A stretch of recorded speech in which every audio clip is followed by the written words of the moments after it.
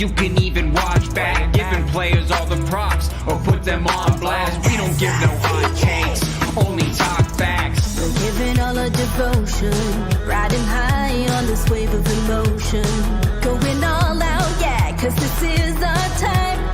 No, ain't no stopping us till we reach the finish line. All in, we came here to win. We're gonna give everything. S-I-C-K on the run. S-I-C-K, sick, sick. On fire, we're ready to fight. We'll bring the house down tonight. S-I-C-K on the run. S-I-C-K, sick, sick. Play it on the car ride, play it when you lounge. X and O, you know that we can hold it down. Shout out to my man Sammy, got it off the ground. And to all the listeners tuned in right now, got debates, analysis, and speculation. This is sports talk for the new generation. You know where to find us, got a reputation. Sick podcast, your #1 sports destination. Giving all our devotion, riding high on this wave of emotion. Going all out, yeah, cause this is our time. No, ain't no stopping us till we reach the finish line. All in, we came here to win. We're gonna give everything. S-I-C-K on the run. S-I-C-K, sick, sick. On fire, we're ready to fight. We'll bring the house down tonight. S-I-C-K on the run. S-I-C-K, sick, sick. S-I-C-K is the sickest podcast. Tune in for the audio, or you can even watch back. Giving players all the props or put them on blast. We don't give no hot takes, only talk back. S-I-C-K, S-I-C-K, S-I-C-K, S-I-C-K, S-I-C-K, S-I-C-K, S-I-C-K. All in, we came here to win. We're gonna give everything. S-I-C-K on the run. S-I-C-K, sick, sick. S-I-C-K is the sickest podcast. Tune in for the audio, or you can even watch back. Giving players all the props or put them on blast. We don't give no hot takes, only talk facts. We're giving all our devotion, riding high on this wave of emotion. Going all out, yeah, cause this is our time. No, ain't no stopping us till we reach the finish line. All in, we came here to win. We're gonna give everything. S-I-C-K on the run. S-I-C-K, sick, sick. On fire, we're ready to fight. We'll bring the house down tonight. S-I-C-K on the run. S-I-C-K, sick, sick. Play it on the car ride, play it when you lounge. X and O, you know that we can hold it down. Shout out to my man Sammy, got it off the ground. And to all the listeners tuned in right now, got debates, analysis, and speculation. This is sports talk for the new generation. You know where to find us, got a reputation. Sick podcast, your #1 sports destination. Giving all our devotion, riding high on this wave of emotion. Going all out, yeah, cause this is our time. No, ain't no stopping us till we reach the finish line. All in, we came here to win. We're gonna give everything. S-I-C-K on the run. S-I-C-K, sick, sick. On fire, we're ready to fight. We'll bring the house down tonight. S-I-C-K on the run. S-I-C-K, sick, sick. S-I-C-K is the sickest podcast. Tune in for the audio, or you can even watch back. Giving players all the props or put them on blast. We don't give no hot takes, only talk back. S-I-C-K, S-I-C-K, S-I-C-K, S-I-C-K, S-I-C-K. S-I-C-K. Turn up your volume. Because you're about to listen to The Sick Podcast. With Tony Marinaro. 55 seconds left in the penalty, a minute and 27 seconds left in regulation time. Boston 4, Montreal 3. Lafleur coming out rather gingerly on the right side. He gives it into Lemaire, back to Lafleur. The sickest Montreal Canadiens podcast. You're in the ball! Sports entertainment like no other. Rejoint, on lui fait perdre la rondelle, une passe devant. Et c'est le dégagement et ce sera la victoire des Canadiens. Stanley pour les Canadiens, le 23e de l'histoire. You found the dogs! John, you found the dogs! He found the dogs! And all together, they worked a young team to the top. And now, a 24th Stanley Cup banner will hang from the rafters of the famous Forum in Montreal. The Canadiens win the Stanley Cup! Brought to you by Energy Transportation Group. Driven to be different. Bittt. Embrace your true nature. And Playground, your premier gaming destination. It's gonna be sick. Happy Monday night, everyone. I am your host of the Sick Podcast this evening. My name is Matt Ohayon. If you were expecting Tony Marinaro, well, he's still out gallivanting in Portugal. So I'm taking the reins for the next 2 nights. I will be back Friday. He should be back Wednesday, but it remains to be seen. He extended his trip. He might do a couple episodes down from Portugal. We'll see. Either way, I'm here with you now, and that's what counts. The Sick Podcast is brought to you by Energy Transportation Group, who have recently been named by Deloitte and CIBC as Canada's best managed company, one of Canada's best managed companies, the country's leading business award recognizing innovative and world-class companies. The best managed Canadian companies designation fuels Energy's purpose of creating progress for our customers, our employees, and our communities. Join a winning team and check out Energy's career page for available opportunities. Experience the world-renowned poker experience with free food and drinks at their cash games tables and a bad beat jackpot that is already over $700,000 after the world record set amount of $2,590,000 was won on August 2nd. Weekly promotions, daily tournaments, and unmatched customer service. Why play anywhere else? Located just over the Mercier Bridge, only minutes away from downtown Montreal Playground. And also brought to you by Tibi beer, brewed in Quebec and a winner of a dozen international awards. Tibi offers quality international microbrewery beers made with premium ingredients for everyone's taste. Tibi, embrace your true nature. And Murphy Clinic, who are an aesthetic clinic specializing in medical aesthetic care. They offer permanent hair, laser hair removal, as well as a wide range of treatments for skin problems such as acne, rosacea, fine lines, and more. They currently have 2 clinics, one located in Montreal's Shop Angus, and their second on the North Shore in Terrebonne. They're also opening very soon in Quebec City. Visit murphyclinic.ca or on Instagram at Murphy Clinic. All right, so today was the big day. A Habs golf tournament was today. It means the unofficial kickoff of the hockey season here in Montreal. Who better to talk about this than from one Hebrew Hammer to another, Mr. Eric Engels of Sportsnet. Eric, how are you doing? I'm good. Can you hear me? All right. Yeah, we could hear you fine. Hear you fine.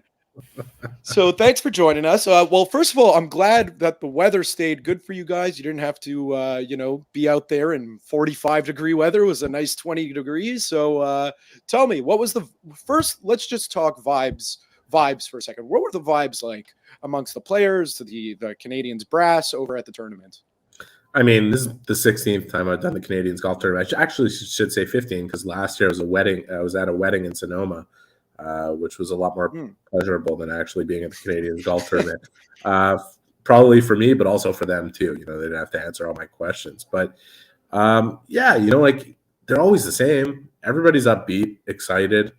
There might have been one year where it was a little bit different. I'm thinking back to that year where Marc Bergevin signed Karl Alzner and lost Radulov and Markov, and everybody was kind of wondering, what happened. That was a strange year. But, yeah, I mean, optimism tends to reign at the beginning of the year. I think it's cautious optimism this time around with the Canadiens, just a little bit past the infancy stage of their rebuild here. And, expectations are being managed. But yeah, I mean, it was a nice day, like you said, and I think everybody's pretty excited to be in town. And Jeff Gordon and Jeff Molson and Kent Hughes all made mention of the fact that upwards of 40 players were in and around the practice facility over the last couple of weeks, and I think that speaks to not only the excitement for the season coming up, but also there's so many young people in the organization all coming up together, and I think that creates that kind of groundswell of enthusiasm. Yeah, that's been something that has been carrying the Canadians through this rebuild, is because they've been the product on the ice. While they're not winning games, it's super fun to watch. It's kind of worth the price of admission a little bit going in last season. This season, I feel like with again, I'm going to take you back. I'm going to take our fans back to the NHL draft. The Reinbacher pick felt like that honeymoon phase kind of ended that night with who the Canadians selected. A lot of people were disappointed, and now I don't know. It felt a little weird to see Habs fans on Twitter texting me, just online. It was kind of split down the middle. But I think they did a good job of managing those expectations today. By coining the term the P word, not willing to say the P word. And I liked how upfront the management was about the expectations on the season. Yeah, I mean, upfront or just real. Like, just be real. I don't think anybody needs them to come out and say, yeah, we're all in and we're going to make it. And this and that. I mean, no bold proclamations need to be made that essentially would be characterized as delusional versus realistic.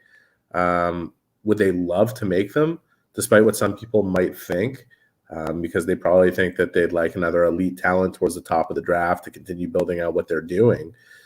I think they would be enthralled to make the playoffs this year. Put that aside, put management, ownership, whoever aside that has to carry that message and manage those expectations and just live in that kind of real world. You really hope the players are showing up feeling like they have a legit chance of doing that this year. Do they actually? I mean, for people like me or you or, the ardent, passionate fan who might look at them and say, well, there's Tampa Bay and Toronto and Boston and Florida, and then, not to speak much of Buffalo and Ottawa, who are on the rise, and Detroit, which has gotten significantly better. You figure the Canadiens should be last place in their division. But you hope that the players come in and say, screw all that. Like, we are going to prove everybody wrong. And we took big strides last year and we established an identity, and we're going to play to that identity, and we're going to be a handful for some of these teams. And we might upset the apple cart with a really good start to the season. And to me, that's fundamental to the growth that management and ownership and the players themselves want to experience and see. You could talk, and they did at length today, about growth. At a certain point, it has to come from a winning environment. And I think Martin St. Louis did a tremendous job last year of creating a winning environment to the point where they were able to establish 31 wins with the most injury-laden roster in the NHL. But just in terms of the culture that he established within the team and the way they should be competing in order to build those habits that would inevitably turn them into a winning team when the time is right and they have the appropriate talent level and depth level to compete with some of the teams we just mentioned. But you also need more of the results to fall in your favor to really grow, to really take that next step. And, hearing Marty St. Louis talk a little bit today, he mentioned the word responsibility, accountability. And I think what he means is, like, those players are not going to be in a situation this year where mistakes have zero consequences, where development over at all costs over wins. It's still going to be at the foundation of what they're trying to do this year and continue to develop and grow. But I think the paradigm has to shift a little bit towards, we got to try to win so that growth can really happen in an exponential way instead of just incremental. Yeah, I totally agree with you, because, that's one thing that I've always said. It's easy to coach a team and to talk to a player like, hey, you made this mistake, it cost us a goal, but like, just watch it on the video screen. Don't do that again. You're not missing a shift. Just go back out there. It's another thing when the games actually start to have real meaning, or you want them to start to have a real meaning, like you mentioned, when it comes to building a winning culture. So that's the part that I'm interested to see this season, is how those mistakes get addressed, in terms of will those players be missing a shift? Will they miss a game if it's a continuous problem? I don't know that. I don't know what their plans are, but those are things to me that I always said, when maybe I was getting a little bit ahead of myself when coming with my expectations and wanting to see, Marty St. Louis coach a team that is pushing for the playoffs. What's that going to look like? Because right now it feels like, I don't want to say he has an easy job, because he doesn't have an easy job, but there's a lot less pressure on his shoulders to get his guys to be performing, but he's doing a great job of doing it right now. So when the results matter, what are his tactics going to look like? Yeah, and I think we're coming into a season where even with the expectation being set below the playoff bar, the results do matter. Last year, to start the season, unequivocally, there wasn't a single result that trumped development. Like, there wasn't a single result going into the games that felt like it mattered. I mean, I wrote 82 stories about development because that's what the season was about. It was stated clear and outright. It's still about that. It's still about growth. I asked Jeff Gordon today, and I didn't expect a real kind of tangible answer. What would qualify as a success this season? And he, again, apologized for using the cliches of just want to get better every day and grow and this and that.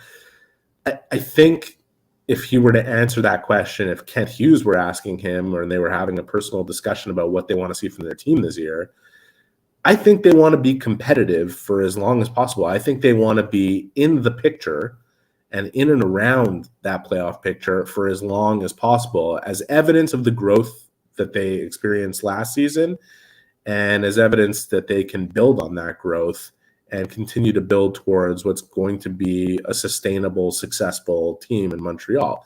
And,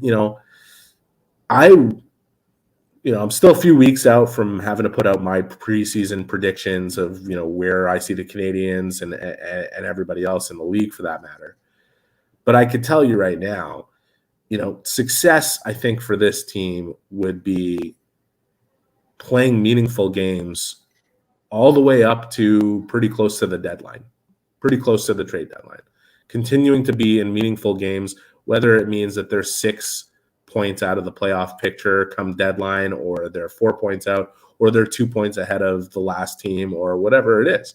Like the last team that made the playoffs last year had 42 wins. The Canadiens had 31 last year, with a team that was expected to be among the worst teams in the league and a team that suffered more man games lost than any other one in the league. So is it unreasonable to expect that they could be much closer to the playoff picture than further away from it? Potentially, when you look at them compared to what all those teams we mentioned in their division, which I think is the toughest division in hockey this year. But in another light, like, all these young guys came and were thrust into bigger opportunities and roles last year because of the injury situation and benefited from it. They gained a more qualitative type of experience than they otherwise would have. And that could carry those guys forward. And you have some veteran players who, like Mike Matheson, had a career year and felt a level of confidence that he had never quite experienced at this level that he could build on if he remains healthy. That guys like Brendan Gallagher and Josh Anderson are coming in with something to prove and a lot more players to compete with in terms of ice time and opportunity. And Samuel Montembeault is coming off not only a season in which he proved he belongs in the NHL, but an experience at the World Championship that was so valuable because there was pressure on him to win. And he actually, not only did he win, but he served as Canada's best player in the tournament. How far can he take that? And where does this all propel the Canadiens this season? Now, again, I'm not going to put them in the playoff picture. There's a spoiler alert for what my predictions will say at Sportsnet. Do I expect that they will be competitive all the way up to what could be March 8th as a trade deadline this year, I really think that they have a good chance of doing that based on what they have and who they are, and the fact that they've all kind of grown together, and that there's not much that's changed other than a couple of pieces coming in that add to the depth, and some young players that can bring some enthusiasm that potentially could crack this lineup or at least play some NHL games at some point down the line. Well, I really agree with you, which makes for a great podcast that will not be argumentative. No, you could disagree. No, but I do agree because, if you think about it, last year, up until, the Christmas road trip, they were pretty much 500, if I remember correctly. And then I remember talking to Stu Cowan on my Friday night show saying, when are the wheels going to fall off? When's it going to happen? We're all expecting they fell off hard. And then they fell off hard because they ended up losing, 4,000 games to injury, 4,000 man games to injuries, right? So that's the part to me where I'm like, they probably could be competitive all the way till the deadline.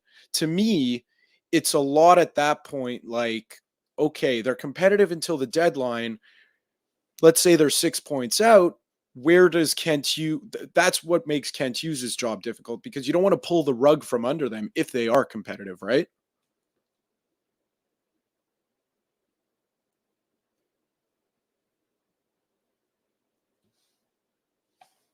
I don't know if it's me or if it's Eric having the connection issues here, but we're gonna get that sorted out. So I'm just gonna keep on going right now, not knowing if it was Eric. Okay, yeah, I think it was Eric. So that to me is the big key.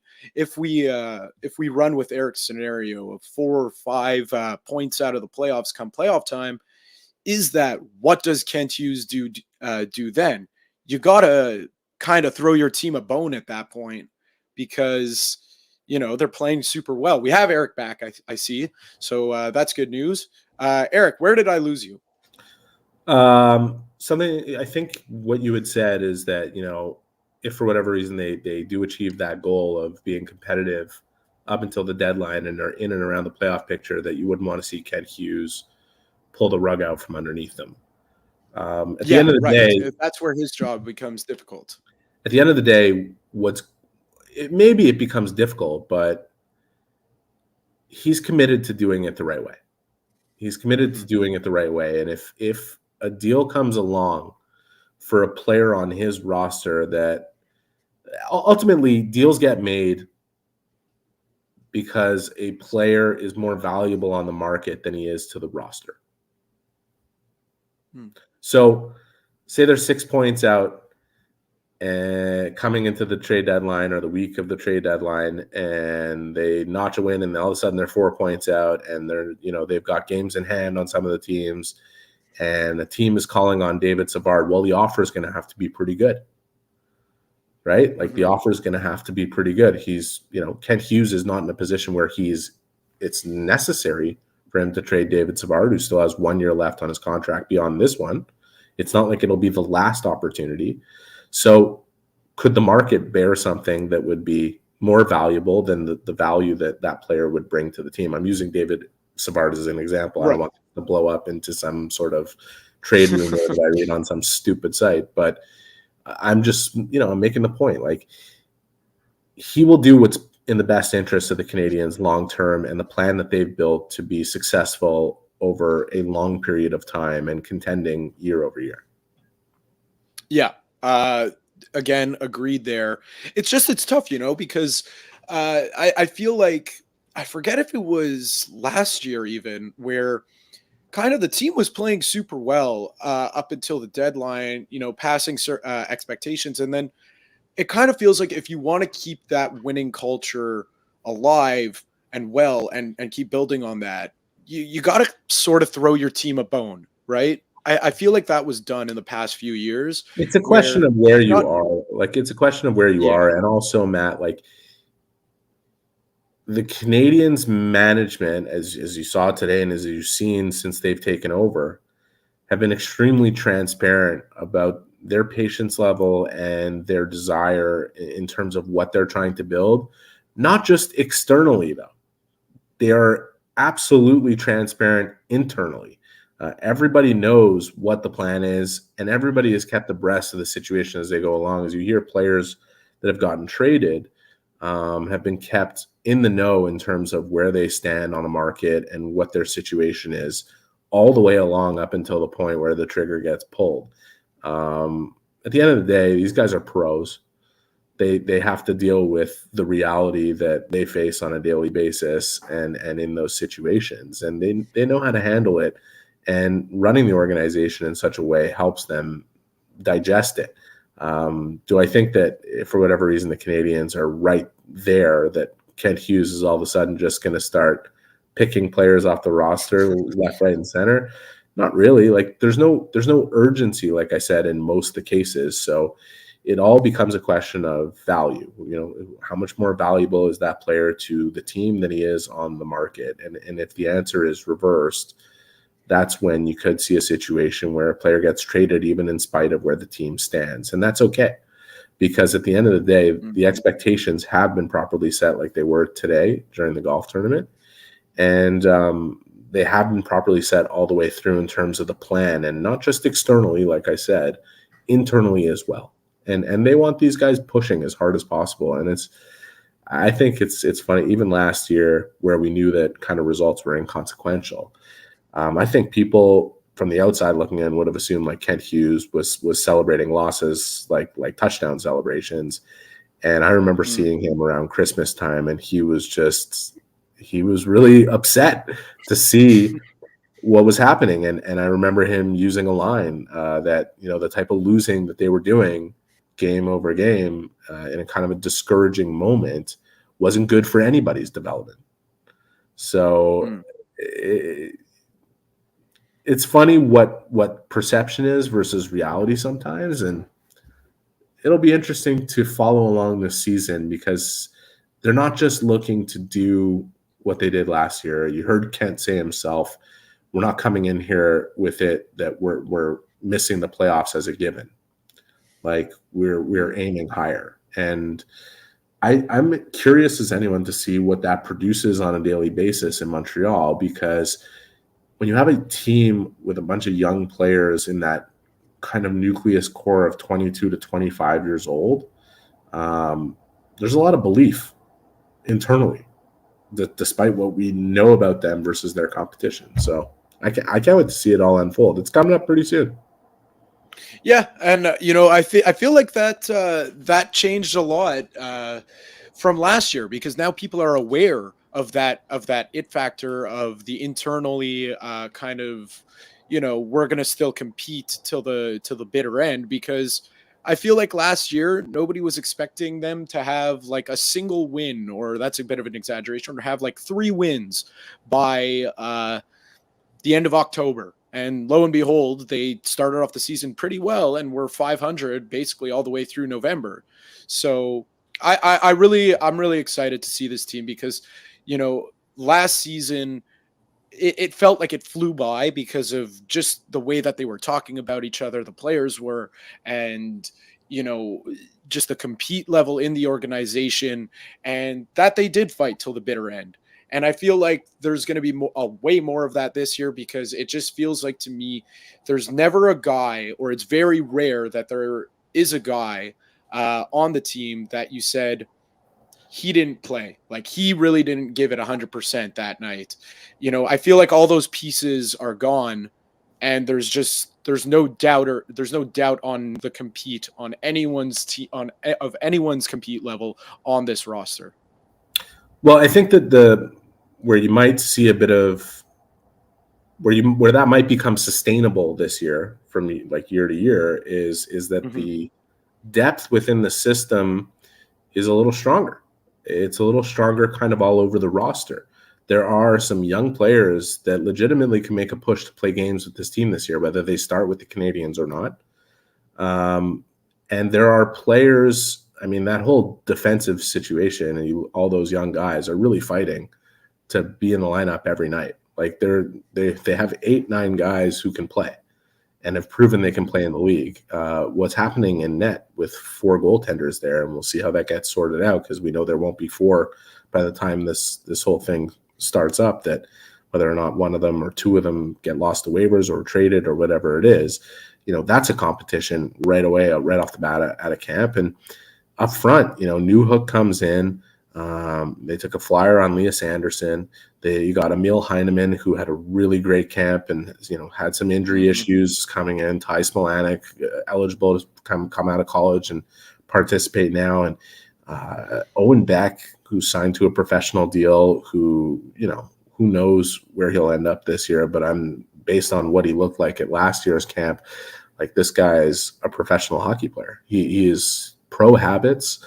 And that is why he stood out last year, and it'll be really compelling to see what he does. You have Joshua Roy, and I'm probably leaving out a couple of guys, not to mention, Jesse Alonen, who's going to be fighting for a full-time position. I think Harvey Pinard has established himself in one, but that doesn't mean that he could take the foot off the gas in any type of way. And, we could talk about what that means between all those players that I mentioned, but it also means something for Brendan Gallagher and Josh Anderson and Sean Monahan and Christian Dvorak and Yoel Armia. Like, those guys are going to have to perform if they're going to be thrust in the types of roles they're expected to fill with the Canadiens this year. So does that make them a better team than most people would expect? If they remain healthy, I think it should. And that's why it's all well and good to talk about, okay, we want to see growth. But the players themselves and the coaching staff and even management internally should be saying to themselves, we should be trying to win, and we should be disappointed when we don't.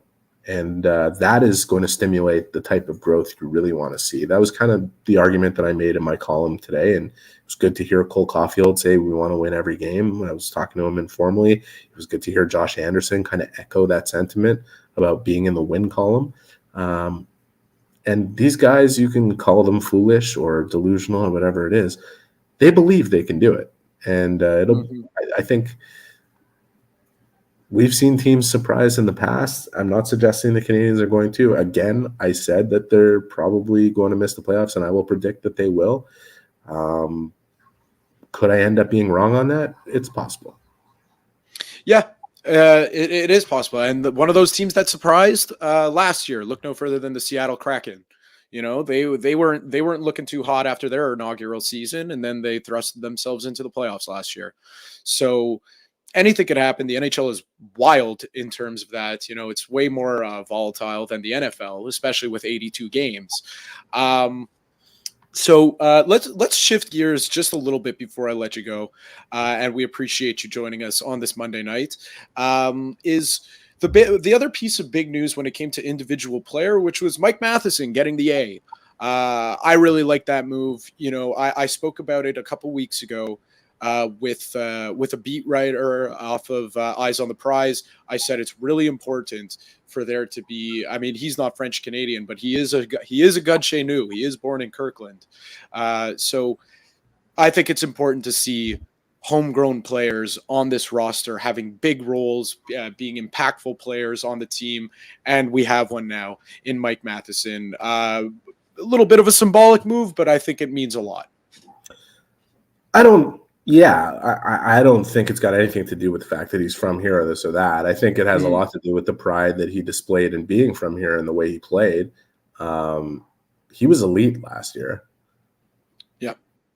He was a legitimate number one defenseman when he was healthy and played. He was put in that role by default.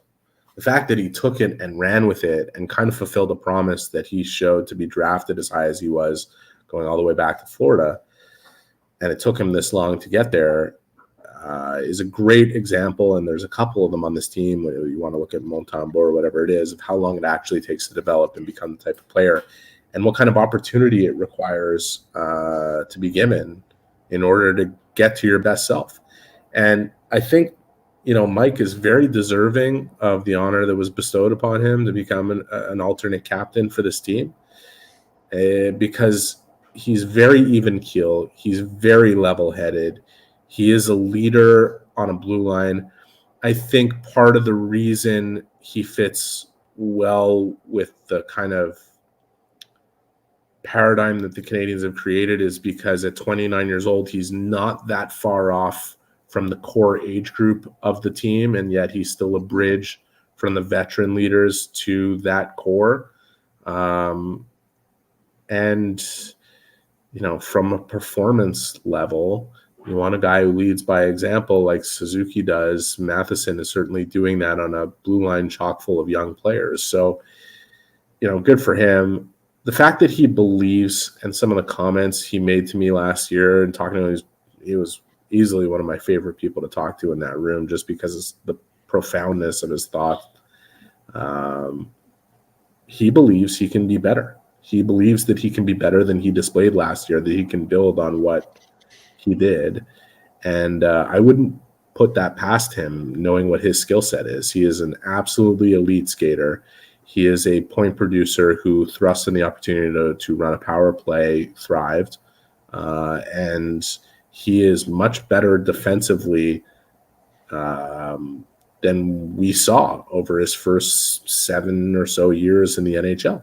And he does it with his skating. He does it with his skating, his ability to create separation speed, his ability. And one of the things that I think he improved the most last year was just moving the puck quicker, making simpler, smarter, faster decisions, and relying on his skating instead of kind of standing still and waiting to make a play. And if he taps into those assets that he has, I would not bet against that guy getting better. And I think he's a good candidate on a team that had several good candidates to be an alternate captain. I mean, nobody would have blinked if David Savard was named one of those guys. Nobody would have blinked if it was Cole Caulfield, to be honest with you, even, you know, with Caulfield's kind of demeanor. He's a full of energy type of player. You know, I mean, his demeanor is like he's still very much a kid at 22 years old and has a kid-like demeanor, but the enthusiasm that Cole brings to the rink and his attitude of, you know, give me the ball, give me the puck, like I'm going to run with it. And I want to be in that situation where I'm the guy scoring the goal with 5 seconds left on the clock and we need it, you know, like that's leadership. Like, and I don't think he would shy away from that. So again, a lot of valid candidates. It helps that Mike is a guy that's from here. I think that's a nice storyline, but I don't think it has much to do with the fact that he absolutely earned the letter getting sewn onto his jersey, and with really strong play and with an attitude of just, I'm going to continue to get better. And that's kind of what this whole team is about, right? Like getting back to the growth thing. You know, I loved a lot from, I mean, it was hard to not like a lot from Matheson last year, but my favorite part of his game, and you mentioned it because of his skating, is there were a couple games where I was in the stands and, you know, there was maybe the defenseman took a risk and he pinched in and it sent an odd man break the other way. His closing speed, I felt like we saw that once every 3 games, let's say, where he's coming back skating as hard as he can and he's catching up to the forward on the 2-on-1 and knocking the puck off his stick. Like that to me was just unbelievable because I can't remember, you know, other than PK Subban, the last time the Canadiens had a defenseman with that type of skating skills. Yeah, I'll tell you one of the things, and that's a very good point. I think one of the things I appreciate most about Mike Matheson is his ability to self-assess. And coaches talk a lot about that and how vital it is in terms of the growth process. If you are going to be able to grow and become a better player in person, you have to be brutally honest with yourself about your performance and where you need to improve and what you need to work on, but also brutally honest with yourself in terms of what you're doing well and how to tap further into that. And the thing I like about Mike is, you know, there were games where he was unquestionably the best player on the ice and potentially for both teams. And we'd come in and talk to him and he'd still say, there's a few things that, you know, that wasn't a perfect game. There was a few things that I did that I didn't like that I need to address. When you have that type of attitude, that can propel you a lot further. And you could take that outside of hockey. You could take it to golf. You could take it to life in general, or working at any job that any of us or anybody listening does, right? Like, you have constantly got to assess yourself and be honest about where you can improve even on your best days. I could be happy with an article I write, but still find fault with it pretty much every time I put pen to paper. I'll never be the best writer. I'll never be Michael Farber. But seriously, like, it's to see that from a guy like Mike Matheson, who was enjoying a career year last year when he was at least healthy, is to know that when he says, I feel like I can be even better, is a feeling that, like, he actually can deliver on that. And I don't know if he takes a step back this year. I don't know if he takes 2 forward. We're going to have to wait and see. But I just think that attitude should propel him further along. Yeah. And listen, you said it. It's coming up fast. We're about 2 weeks away from 2 weeks and change from the first preseason game. So very, very, very, very exciting stuff coming up. Eric, I want to thank you for joining me on this Monday night, and Shana Tova. Pleasure. You too. That was Eric Engels. Shana Tova means Happy New Year in Hebrew, because it is the Jewish New Year on Friday. Thank you very much for watching, everyone, and for listening. I'll be back tomorrow night. Until then. And that's a wrap. Hope you don't miss us too much until next time. Follow the Sick Podcast with Tony Marinaro on YouTube, Instagram, Facebook, Google Play, and Apple Podcasts. The Sick Podcast is brought to you by Energy Transportation Group, driven to be different. Bittt, embrace your true nature. And Playground, your premier gaming destination.